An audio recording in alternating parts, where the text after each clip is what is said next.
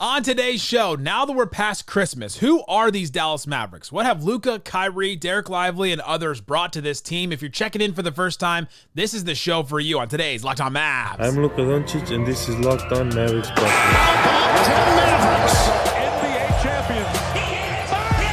Bang! It's good, and the Mavericks have won the game. If you don't believe, you shouldn't be here. Loyalty never fades away. And welcome. You are locked on to the Dallas Mavericks. My name is Nick Angstadt, media member and NBA channel manager for the Locked On Podcast Network, your team every day. Thanks for being part of the show. Making Locked On Mavs your first listen today, where the best way you can help us grow the show is to listen every day, leave a 5-star review, like the video, comment anything below. Let us know in the comment section what's one question you have about the Mavs so far. Today's episode is brought to you by Game Time. Download the Game Time app, create an account, use the code LOCKEDONNBA for $20 off your first purchase. Today, if you're listening to this and you're checking back in on the Mavs after, Christmas, you're like, all right, it's Christmas is over. It's Mavs time again. I'm checked back in. The Mavs look pretty good. I waited it out for a little bit. I wanted to see, all right, did they learn anything from last season when they were just terrible and missed the playoffs entirely? This is the episode for you. I will talk about who this Mavericks team is, what they are, how they've been different than last season. We'll talk about Kyrie. We'll talk about Dereck Lively. I'll go through all the role players and talk about just their journey so far this season. I'll even give you key moments this season so far. So if you know somebody that's like, I don't know, man, like I haven't caught up with the Mavericks yet, send them this episode. Share it to them, send it to them. If you've got that friend that's like on the fence about this Mavericks team, you've been trying to get them into it, this is the episode to send to them, because I'll give you all that. All right, let's start with this. Who are these Dallas Mavericks so far this season?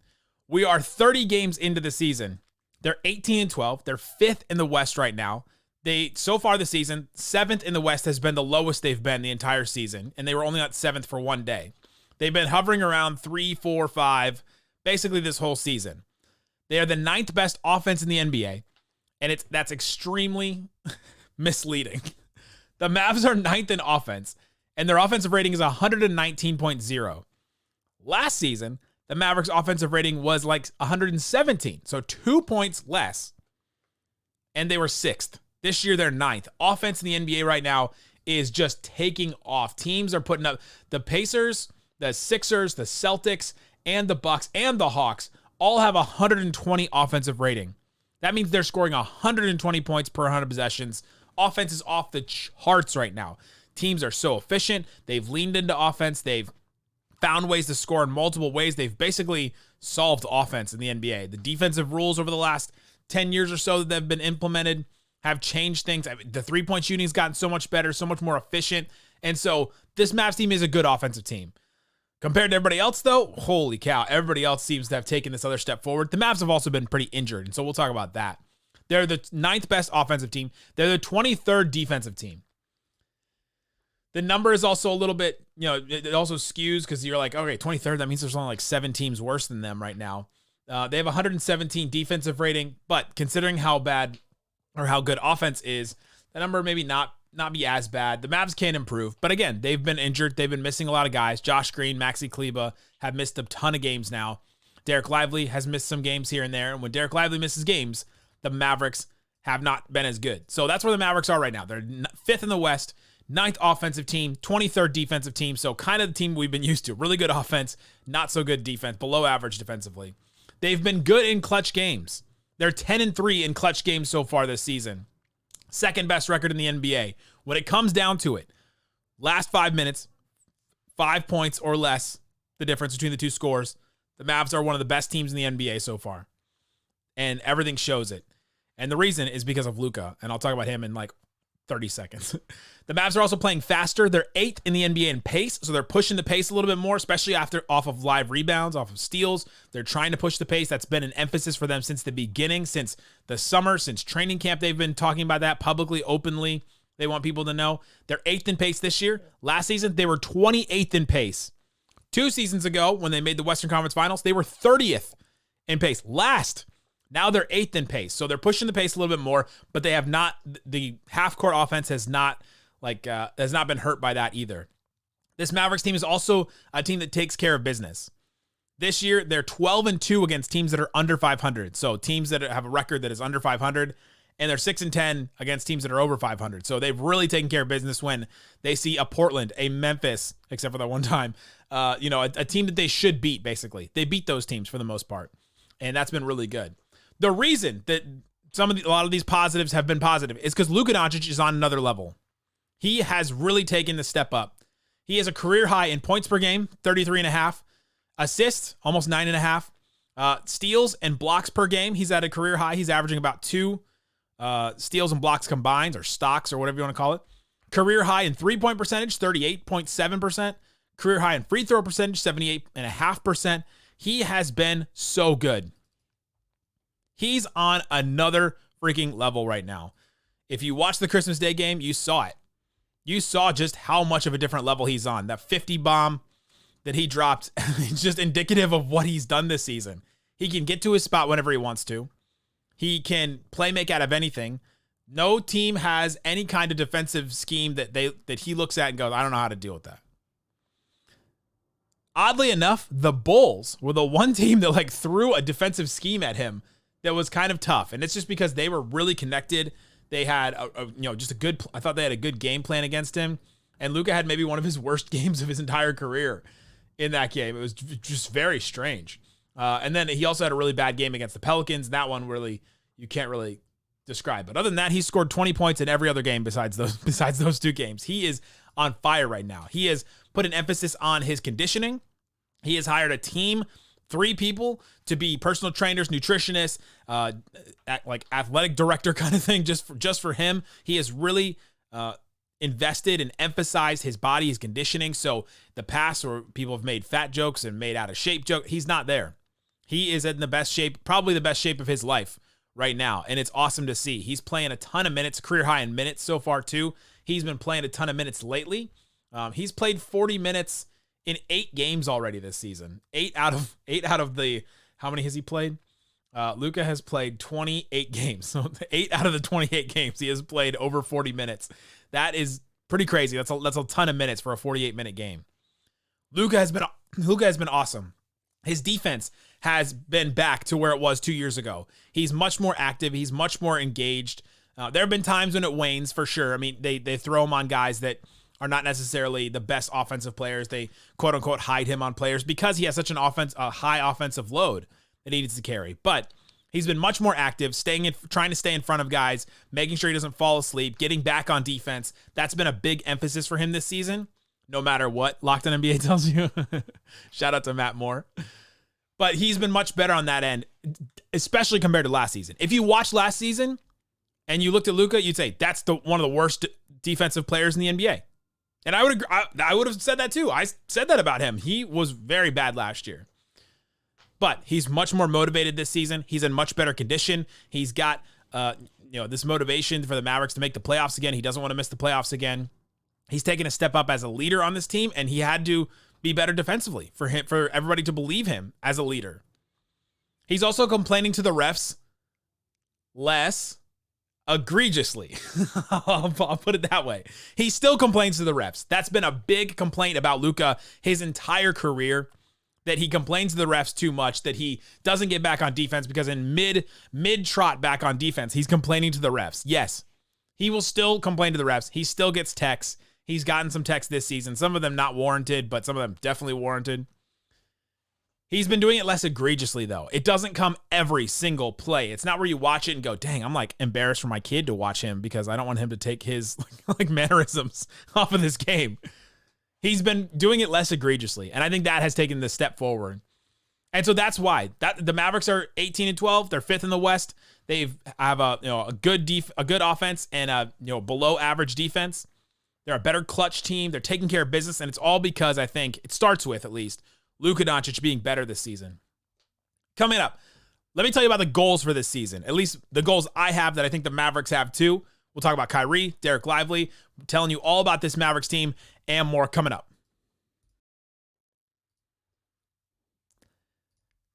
Today's episode brought to you by eBay Motors. eBay Motors knows that every part that you have has to fit perfectly, has to be a guaranteed fit. That's why they have the eBay Motors Guaranteed Fit, and eBay Motors has partnered with our friend Josh Lloyd, the GOAT, to give you the eBay Guaranteed Fit Fantasy Picks of the Week.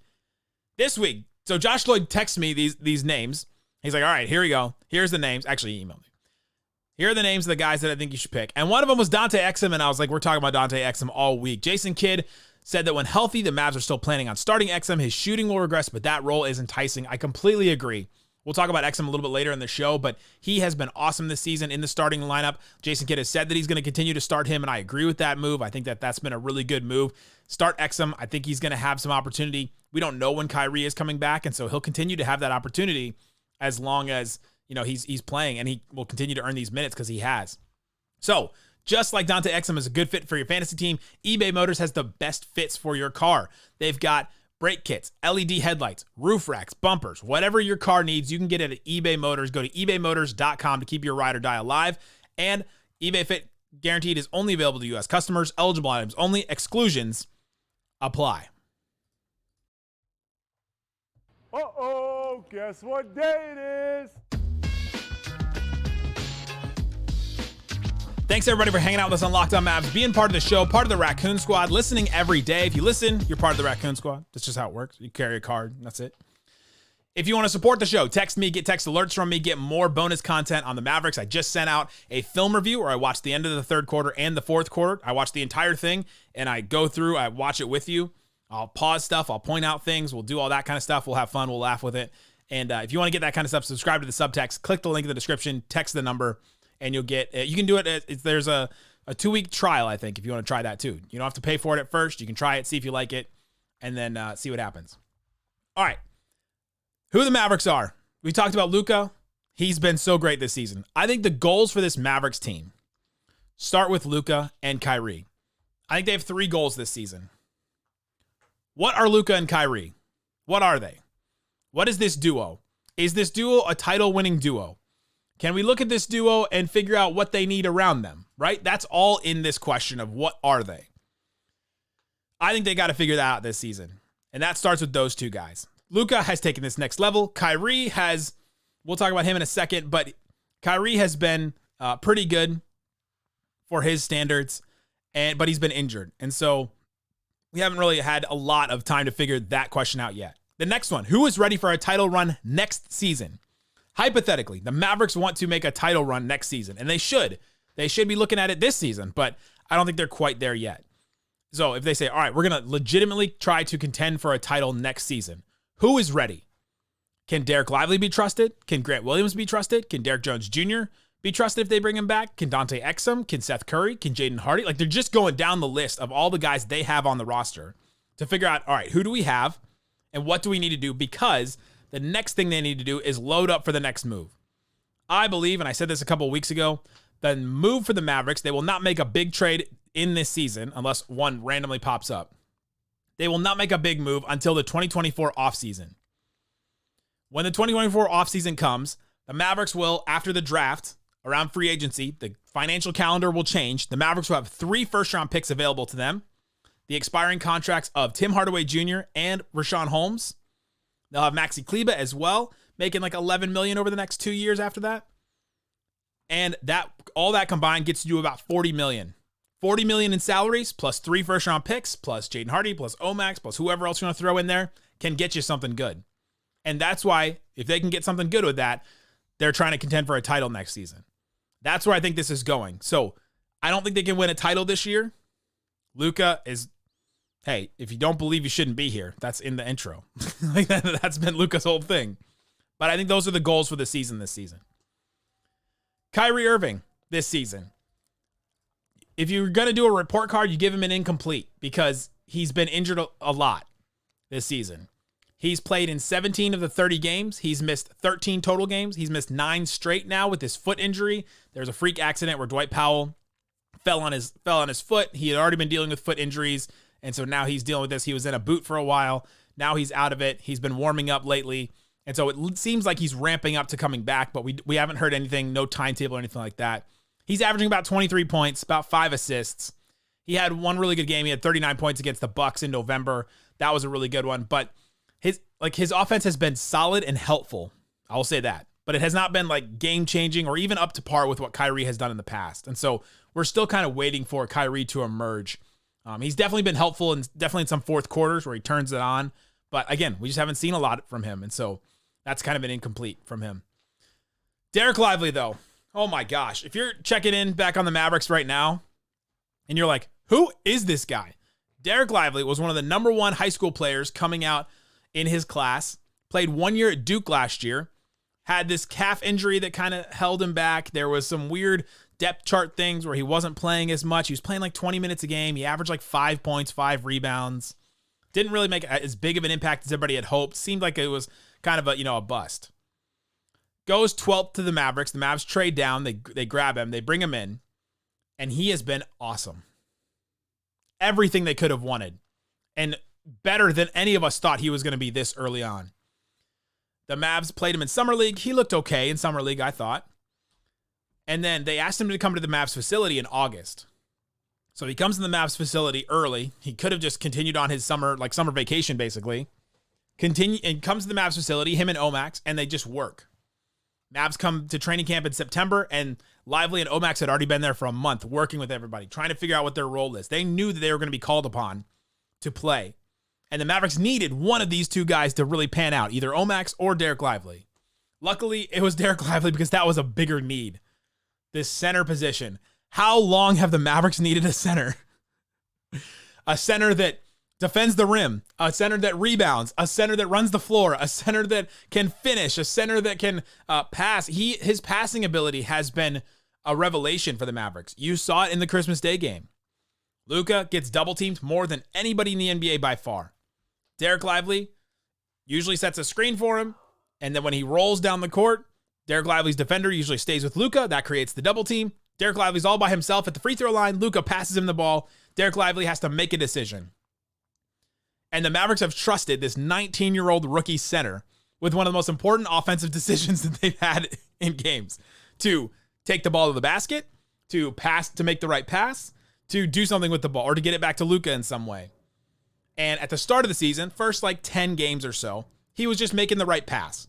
He kicked out to a shooter. He found another ball handler. He just put the ball in the right place.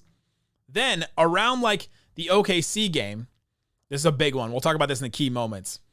December 2nd was the OKC game. So about like 3 weeks ago. Lively started to take the ball at the free throw line, turn, and if there's nobody in front of him, take one dribble and score. And that has changed the Mavericks offense, really. That has made the Mavs master these double teams in a way that they hadn't before and hadn't in years past. Dwight Powell wasn't doing that. Maxi Kleber wasn't doing that. Their wings weren't necessarily doing that when it happened in the past. This has been different and a revelation for the Mavs. Lively has been awesome. Lively is playing over 25 minutes a game. Coming into the season, I was so skeptical because there has just not been a history or any kind of thing to look back on to say a rookie center can start on a playoff team or can play a lot of minutes on a playoff team. If the Mavericks make the playoffs, Dereck Lively will be the first rookie center since Al Horford in 2008 to average 25 minutes or more on a playoff team. Chet Holmgren is also on track to do that this season with the Thunder. But Lively in Chet would be the first one since Al Horford to be a rookie center to play 25 minutes a game or more on a playoff team. It just doesn't happen. Lively would also be the first rookie center since Yao Ming in 2003 to average 25 minutes a game on a team that, listen to this, on a team that went over 500, that won more games than they lost. Since 2003, that's 20 years. In the last 20 years, there has not been a rookie center to play over 25 minutes a game on a team that won more games than they lost. It's crazy. Chet Holmgren is also, okay, I have to do the footnote thing. Chet Holmgren is also on track to do this as well. We're seeing something that we haven't seen in a long time. 20 years. Rookie centers don't come in and they're not good right away like this. They don't help good teams right away. Now, the Mavs were in an interesting point where they could draft 12th in the draft, like in the lottery, get a guy like Dereck Lively, him come in, be helpful, all that. A lot of rookie centers that play 25 minutes are drafted like top 10, right? But still, it just hasn't happened. And so this is a really cool thing we're getting to watch right now. Dereck Lively is super important for the Mavericks and has been important for the Mavericks record. And I want you to see this. The Mavericks are 18-12. They are 17-7 when Dereck Lively plays. That means they are 1-5 when he doesn't play. That's how important Lively has been. The Mavs are 10-7 when Kyrie Irving plays. That means they're like, 8-5 when Kyrie doesn't play? So they need Lively more than they need Kyrie right now, which is kind of wild, just based on record. The Mavs are 17-6 when Lively and Luka play together. That's been really good. So the Mavs have been 10-6 when Luka and Kyrie play together, and when Luka, Kyrie, and Dereck Lively all played together, they were 10-4. Huge, massive. The Mavs they have found this trio that has really, really worked, that works well together. They're just trying to figure out the wings around it. They've made a change recently to that. And so let's talk about that coming up. Let's talk about the role players, what they've done so far, and we'll talk about some key moments in the season. Get into all that and more coming up. Today's episode brought to you by Game Time. Game Time has the tickets for you. You can go to gametime.co. You can download the app. You can do all that kind of stuff, and you can get your tickets. Again, go to gametime.co. Use the code LOCKEDONNBA for $20 off. I got tickets to go see Les Mis at Fair Park, and so you can go get that as well if you want to do that. There are Mavs tickets right now for the Cavs game that's on Wednesday.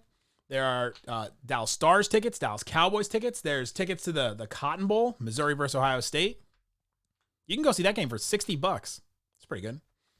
Go check it out. They have all kinds of stuff on Game Time as well. They have the last minute tickets, and so the prices will go down as the thing starts, even an hour into game time. So let's say that Cotton Bowl starts and you're like, oh man, I don't know if I want to go. And then you decide you want to go, you can go an hour into the game and still get a ticket and go, and they'll be real cheap when that happens. So you can get a view from your seat, all that kind of stuff. Again, go to Game Time, download the Game Time app today, use the code LOCKEDONNBA for $20 off your first purchase at Game Time.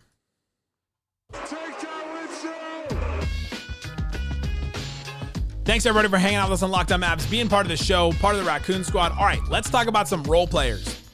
Role players are standing out this season. The Mavericks have had some revelations when it comes to role players.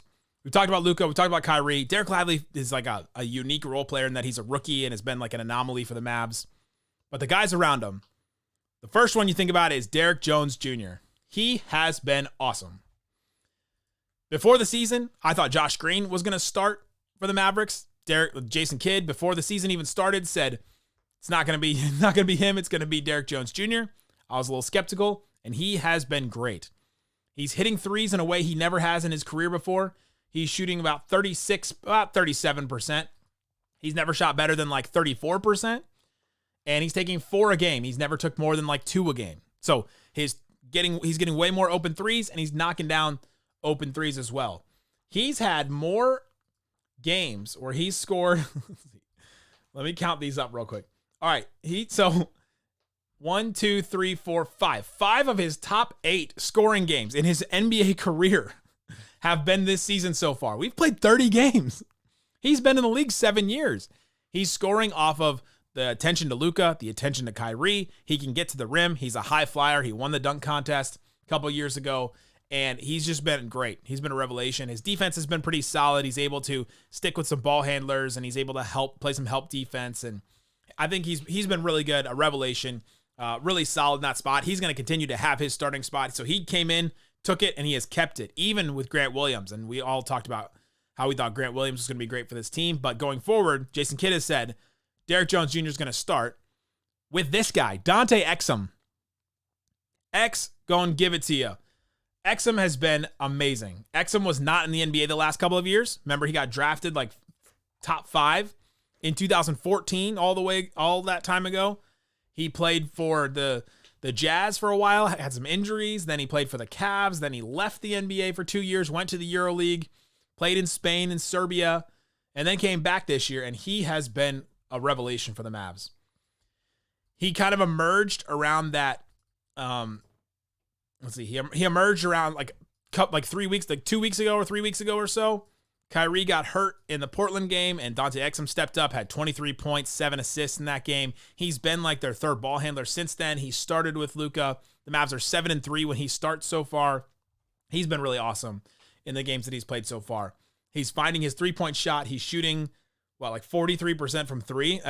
Only taking 2 a game. Doesn't feel like it's going to continue, but he became a good 3-point shooter in Europe.